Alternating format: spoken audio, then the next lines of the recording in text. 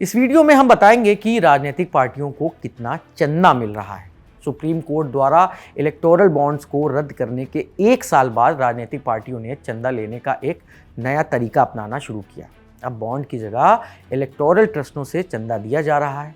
वित्तीय वर्ष 2024-25 में इलेक्टोरल ट्रस्टों से राजनीतिक पार्टियों को 3811 करोड़ रुपए का चंदा दिया गया है।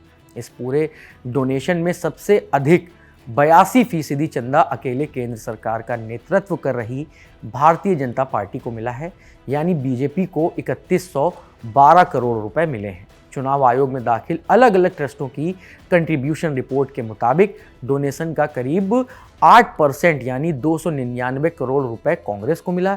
बाकी सभी पार्टियों को मिलाकर बचे हुए 10% मतलब 400 करोड़ रुपए मिले हैं।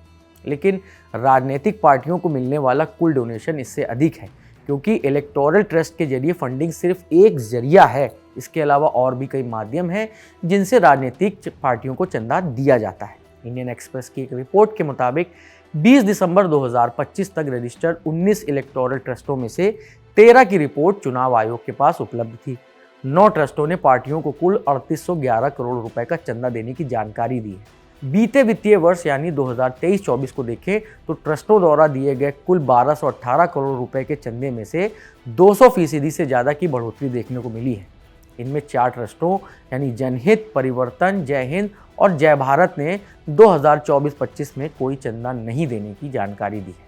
इलेक्टोरल बॉन्ड्स की जगह इलेक्टोरल ट्रस्ट से चंदा पाने में भाजपा ही नंबर 1 है। प्रूडेंट इलेक्टोरल ट्रस्ट बीजेपी को चंदा देने वाला एक बड़ा डोनर बनकर उभरा है, जिसने कुल 2180 करोड़ रुपए दान में दिए हैं। इस ट्रस्ट को Jindal steel and power, Medha engineering and infrastructure limited, भारतीय Airtel, Aurobindo pharma, Torrent pharmaceuticals जैसे कुछ नामों से फंड मिला है।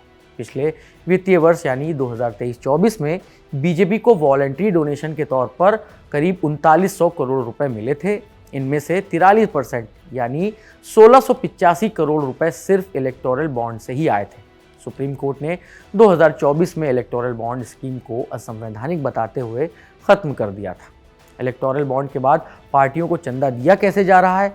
फिलहाल ये व्यवस्था है अभी कॉरपोरेट कंपनियां पार्टियों को चेक, डीडी यानी डिमांड ड्राफ्ट, यूपीआई और बैंक ट्रांसफर के जरिए डोनेट कर सकती हैं।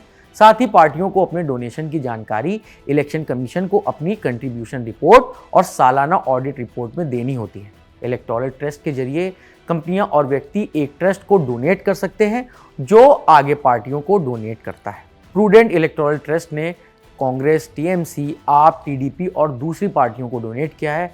हालांकि 2024-25 में उसके कुल 2668 करोड़ रुपए के डोनेशन का बड़ा हिस्सा या लगभग 82% बीजेपी को गया है। वहीं एक और ट्रस्ट है जिसका नाम प्रोग्रेसिव इलेक्टोरल ट्रस्ट है। उसने वित्तीय वर्ष 2024-25 के दौरान कई कंपनियों से मिले कंट्रीब्यूशन के 917 करोड़ रुपए जुटाए।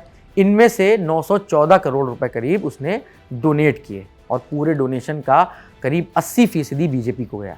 प्रोग्रेसिव इलेक्टोरल ट्रस्ट में मुख्य कंट्रीब्यूटर मतलब जो उनके मेन कंट्रीब्यूटर हैं वो हैं टाटा ग्रुप की कंपनियां, जिनमें Tata Sons Private Limited, Tata Consultancy Services, Tata Steels Limited, Tata Motors Limited, Tata Power Company Limited शामिल है।